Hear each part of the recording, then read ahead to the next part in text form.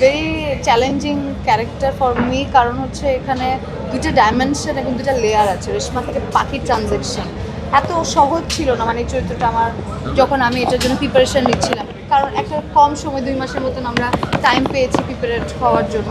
So ওই সময় থেকে আমি যেহেতু অনেক ফার্স্ট স্টেজ থেকে ক্যারেক্টারের সাথে ছিলাম, মানে একদম স্ক্রিপ্ট প্রোডাকশন একদম শুরুর দিক থেকে আন্দার করতে করতে রাফি আমাকে এই স্টোরিটা শেয়ার করে এবং তখন থেকে এটা ডেভেলপমেন্টে আমরা থাকি। সো প্রত্যেকটা ফ্রেজ এটা পার হচ্ছিল এবং আমার মাসাজ শেখা, কারণ আমাকে প্রফেশনালি স্পাগার লাগতে হবে, এটা আমার বডি স্ট্রাকচারে যাতে মনে হয়, ওইটার জন্য ট্রেনিং নেওয়া। এবং আমরা রিয়েল কাজ খুঁজে বের করেছিলাম টিম থেকে, আমি তার সাথে রেগুলার টাইম স্পেন্ড করছিলাম।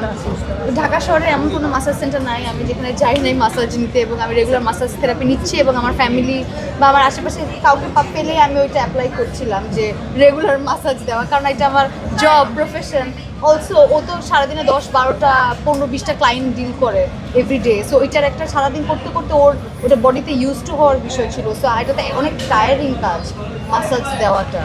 সো এবং মাসাজ যারা স্পা সেন্টার, মানে যারা প্রফেশনালি স্পা গার্ল, তারা কিন্তু সবসময় ক্লায়েন্টের সাথে একটা সুন্দর, মানে তাদের কাছে গেলেই আমরা অনেক রিল্যাক্স ফিল করি, আরাম।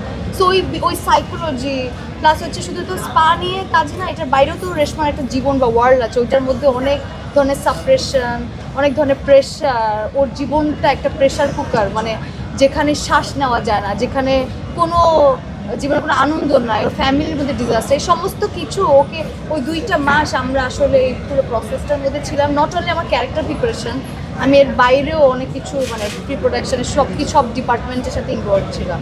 সো এই সিনেমাটা হয়ে ওঠা এবং এর সাথে আমার পার্সোনাল অনেক বেশি ইমোশনালি কানেক্ট, কারণ এখানে অনেক ফিমেল পয়েন্ট অফ ভিউ থেকে আমরা এই ওয়ার্ল্ডটাকে দেখি প্রেশার কুকারের, অলসো এখানে ফিমেলরা ডমিনেট করে। সো এটা আমার জন্য অনেক অ্যাজ অ্যান অ্যাক্টর অনেক সেন্সিটিভ জায়গা, কারণ আমি চাচ্ছিলাম যে এরকম একটা কাজ হোক যেটা আসলে আমি দেখতে চাই যে অডিয়েন্স কীভাবে নেয়, এবং এর সাথে যদি ব্যবসায়িকভাবে একটা সফলতা আসে, এটা আমাদের কাছে একটা অন্যরকম শক্তি দিবে পরবর্তী কাজে। এবং এরপরে আরও রেগুলার এরকম কাজ হবে যেখানে আমরা ফিমেলদের অনেক গল্প থাকবে, কথা বলার জায়গা থাকবে, সেটা হয়তো আমার কোনো ফিমেল কলিগরাই করবে, এবং এটা আমার জন্য তখন আনন্দের হবে যে ইয়েস, আমরা আমাদের স্টোরি এখন আমরা নিয়ে কাজ করতে পারছি। সো প্রেশার কুকার নিয়ে কথা বলতে গেলে আসলে অনেক কথা, এটা আমার জন্য পার্সোনাল অনেক ইমোশনাল জায়গা।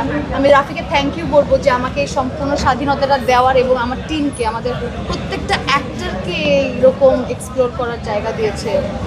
সো এই তো, এবং আমার বন্ধু রিজভি, যার সাথে আমি হাওয়াতে অভিনয় করেছি, সেও আমার সাথে এখানে আমার পার্টনার ছিল, এবং অডিয়েন্সরা আমাদের কেমিস্ট্রি এত পছন্দ করছে। রিজভি এত দুর্দান্ত মিউজিশিয়ান এবং অ্যাক্টার, মানে ওকে দেখে আমারই ইমোশনাল, মানে আমি হয়ে যাই, আমার চোখে মুখে আমার কি বলবো, আমি একটা ঘোরে চলে যাই।